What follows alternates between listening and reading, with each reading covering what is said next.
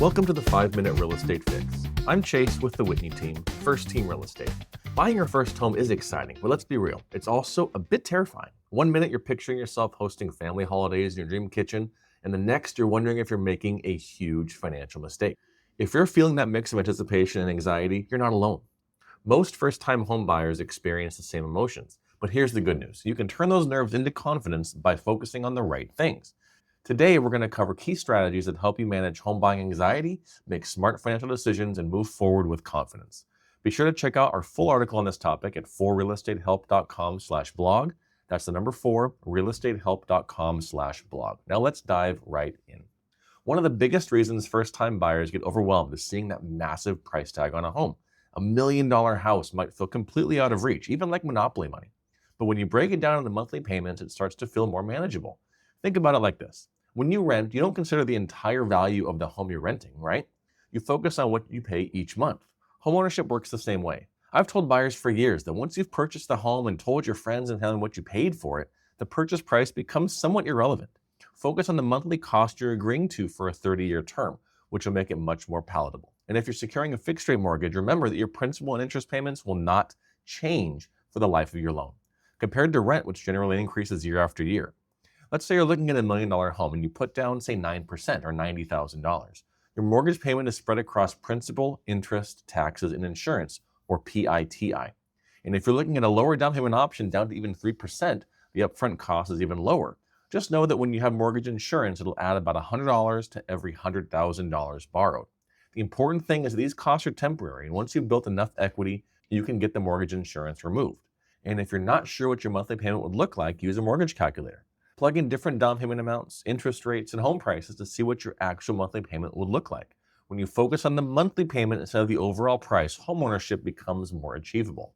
And a lot of first-time home buyers feel pressure about finding the perfect home. But here's the reality. Your first home is probably not going to be your forever home, and that's completely okay. Most homeowners start small, building equity in a modest property before upgrading later. A townhouse or even a condo is a great entry point into real estate, and every mortgage payment you make helps you gain more ownership in the property. The longer you stay in the home, the more you benefit from appreciation.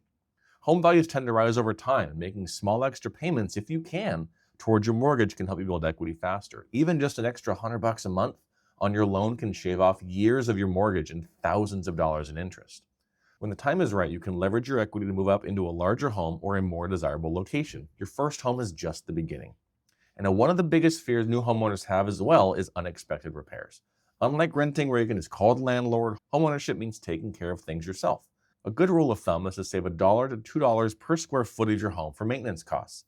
For a 1,500 square foot home, try setting aside $1,500 to $3,000 a year for repairs. And trust me, those repairs will come. Data shows that in the first 2 years of homeownership, many buyers end up facing water heater issues, HVAC system repairs, plumbing issues, roof repairs. The key is to build your safety net before you need it. That way, when an issue pops up, you can take care of it without financial panic. And a little pro tip here, talk with your agent about negotiating with the seller to cover the first year of a home warranty plan. This will greatly offset the cost for any covered repairs during the life of your warranty plan. And if you use it in the first year or are concerned about things breaking in the future, consider renewing it. It's a great way to mitigate the surprises. Now let's talk about timing the market versus your time in the market. Many first-time buyers hesitate because they're waiting for the perfect time to buy. But here's a little secret. The best time to buy is when you're financially ready, not when the market's at its lowest. Trying to time the market is almost impossible. Yes, home prices and rates fluctuate, but over a 10-year period, real estate values almost always trend upward. Homeowners who hold onto their property long-term see appreciation that outpaces inflation. Rather than stressing about whether prices will go up or down next month, focus on whether you can comfortably afford the payments and whether the home fits your needs. A good agent can help you understand the local market and spot good opportunities. We at the Whitney team track neighborhood trends, recent sales, and price changes to give you a clearer picture of where the market stands. And at the end of the day, staying in the market and holding on to your home for the long haul is what builds real wealth, not perfectly timing the market. And lastly, buying a home is not just a financial decision. It is a tremendously emotional one too. Licensed counselors say home buying taps deep into psychological stressors, from financial fears to family expectations. If you're feeling overwhelmed, try a few of these strategies. Take a 5-minute deep breathing break before reviewing listings to stay calm. Keep a house hunting journal to track concerns and address them logically. Set boundaries with your families and friends. Their advice is valuable, but the decision is yours. And take house-free days where you don't even talk about real estate to avoid burnout. If family is offering financial help, set clear expectations in writing, and when making big decisions, trust your gut. It's easy to get caught up in outside emotions, but at the end of the day, this is your home, it's your investment, and it is ultimately your future. Buying your home does not have to be overwhelming. The key is breaking the process into manageable steps. Start by focusing on monthly affordability, not overall price. Think of your first home as a stepping stone and not a final destination. Build an emergency fund so you're financially prepared, and don't stress about timing the market perfectly. It's staying in the market that builds wealth. Each step brings you closer to holding the keys to your first home.